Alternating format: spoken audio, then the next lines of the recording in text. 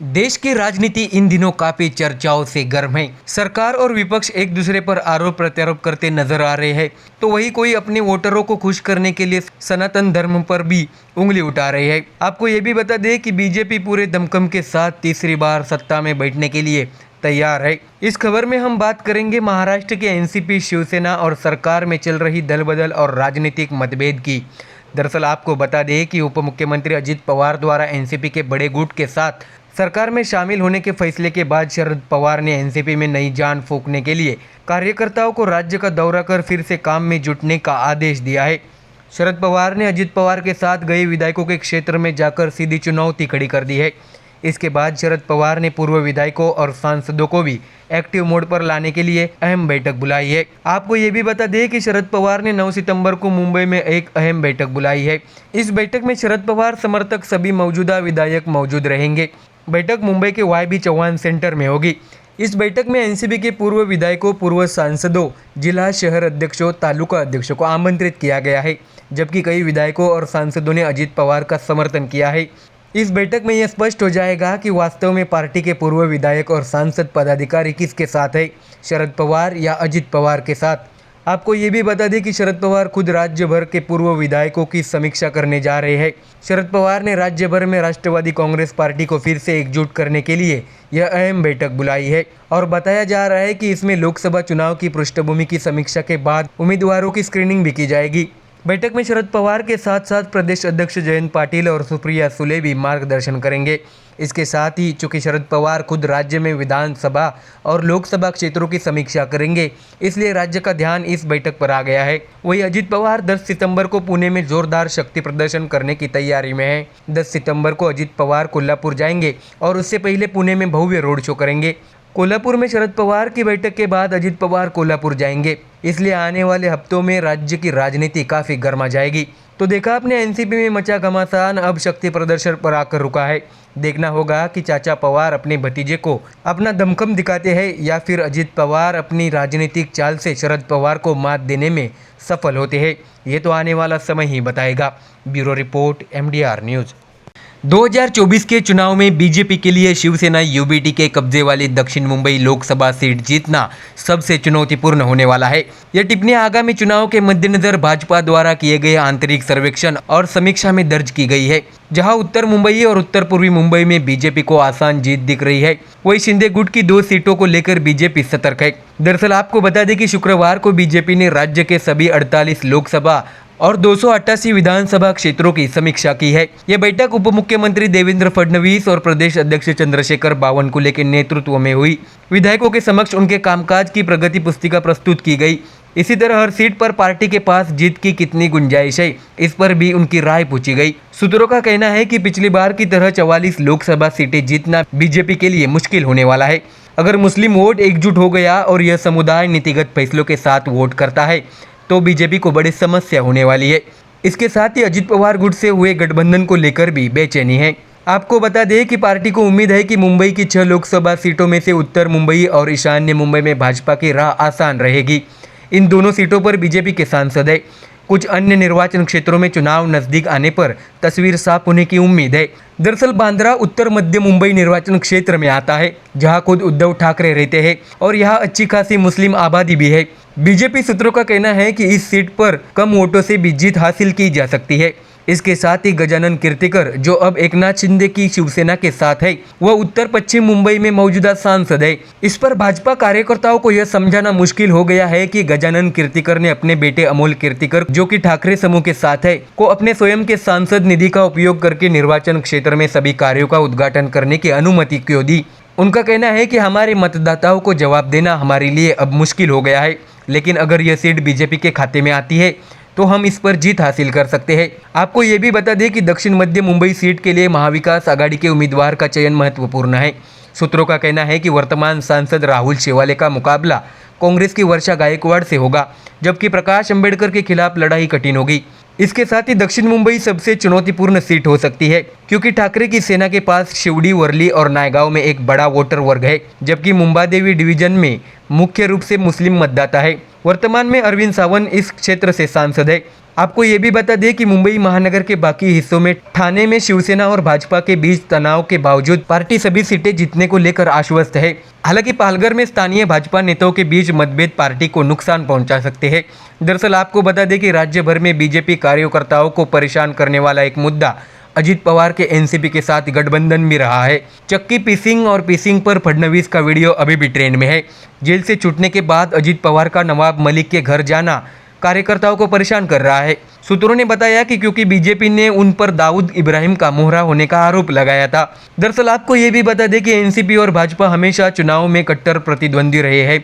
BJP सूत्रों ने बताया कि ऐसे में बीजेपी अजित पवार गुट के गठबंधन को समझाना आसान नहीं है। भाजपा के मुंबई प्रदेश अध्यक्ष आशीष शेलार ने स्पष्ट किया कि पार्टी का नवाब मलिक से कोई संबंध नहीं है। तो देखा आपने, मुंबई में लोकसभा सीट पर बीजेपी को आने वाली समस्या का समाधान अभी भी नहीं निकला है। देखना होगा कि आने वाले दिनों में बीजेपी शिवसेना यूबीडी का सामना कैसे करती है।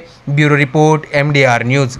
महाराष्ट्र की राजनीति में इन दिनों कुछ भी अच्छा नहीं हो रहा। शिवसेना में हुई भारी बगावत के बाद अजित पवार ने चाचा पवार को झटका देते हुए बीजेपी से गठबंधन कर सरकार में शामिल हो गए और अब राज ठाकरे की मनसे का भी सियासी रंग बदलता दिख रहा है। महाराष्ट्र की राजनीति में एक बड़ा नाम मनसे प्रमुख राज ठाकरे का भी है और अब उन्हीं के पार्टी के नेता उनका साथ छोड़ रहे हैं। क्या है खबर और किसने छोड़ा राज ठाकरे का साथ, आइए जानते हैं विस्तार में। दरअसल नासिक मनसे का गढ़ माना जाता रहा है। 2009 में हुई विधानसभा चुनाव में नासिक शहर के तीनों विधायक मनसे के चुने गए थे। फिर 2012 के नगर निगम चुनाव में नासिककर ने शहर की सत्ता भी मनसे को सौंप दी, लेकिन बाद में 2014 के मोदी लहर में पूरी मनसे बह गई। इसके बाद पार्टी को बड़ा झटका लगा और अभी भी मनसे के पुराने दिग्गज नेता पार्टी को छोड़ रहे हैं। पूर्व विधायक नितिन भोसले भी पार्टी छोड़कर शरद पवार की पार्टी एनसीपी में शामिल हो गए हैं। आपको बता दें कि 2009 में हुई विधानसभा चुनाव में मनसे के तत्कालीन शहर अध्यक्ष नितिन भोसले नासिक पश्चिम विधानसभा क्षेत्र से चुने गए थे। तो वही वसंत गीते नासिक सेंट्रल निर्वाचन क्षेत्र से और उत्तम राव ढीकले नासिक पूर्व निर्वाचन क्षेत्र से चुने गए। 2014 में वसंत गीते ने MNS को छोड़ दिया और बीजेपी में शामिल हो गए और बाद में वो ठाकरे गुट में शामिल हो गए। उत्तम राव ढीकले के निधन के बाद उनके बेटे राहुल ढीकले कुछ समय तक MNS में सक्रिय रहे, लेकिन 2019 के विधानसभा चुनाव में उन्होंने भी बीजेपी का साथ दिया। इन सभी अवधियों में 2009 में MNS द्वारा चुने गए नितिन भोसले सक्रिय नहीं थे, लेकिन वो MNS के साथ थे।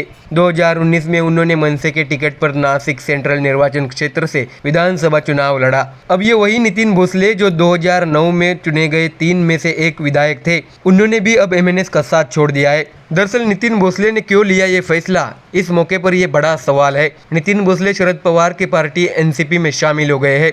कुछ दिन पहले नितिन भोसले के चचेरे भाई और MNS शहर समन्वयक सचिन भोसले भी MNS छोड़कर शिंदे की शिवसेना में शामिल हो गए थे। नितिन भोसले जैसे अनुभवी नेता का पार्टी छोड़ना निश्चित रूप से MNS और राज ठाकरे के लिए एक बड़ा झटका माना जा रहा है। एनसीपी के राष्ट्रीय अध्यक्ष शरद पवार ने यशवंतराव चौहान सेंटर में प्रदेश के चुनिंदा पदाधिकारियों की बैठक बुलाई थी। इस दौरान भोसले अपने कार्यकर्ताओं के साथ एनसीपी में शामिल हो गए। तो देखा आपने, महाराष्ट्र की राजनीति इन दिनों दल बदल और आरोप प्रत्यारोप से गुजर रही है। देखना होगा आने वाले दिनों में महाराष्ट्र की राजनीति में और नया क्या देखने को मिलता है। Bureau report, MDR news. BJP और शिंदे गुट के साथ गठबंधन कर सरकार में शामिल होने के बाद अजित पवार महाराष्ट्र में बैठक करने जा रहे हैं। इस वक्त वे सभा के जरिए हम सरकार में क्यों शामिल हो गए, पवार ने जनता को इसके पीछे की वजह बताई। इसी बीच दादा के मंत्री शरद पवार गुट के नेताओं पर हमला बोल रहे हैं और पुरानी यादें ताजा कर उनके बारे में सवाल पूछते हैं। अजित पवार गुट के नेता मंत्री धनंजय मुंडे ने जब जितेंद्र आव्हाड को चेतावनी दी थी कि कोल्हापुर की सभा में कोई पसलियां नहीं रहने वाली कहा था, तो अब जितेंद्र आव्हाड ने भी खास अंदाज में धनंजय मुंडे की खबर ली है। दरअसल आपको बता दें कि वरिष्ठ नेता शरद पवार ने कुछ दिन पहले कोल्हापुर में बैठक की थी।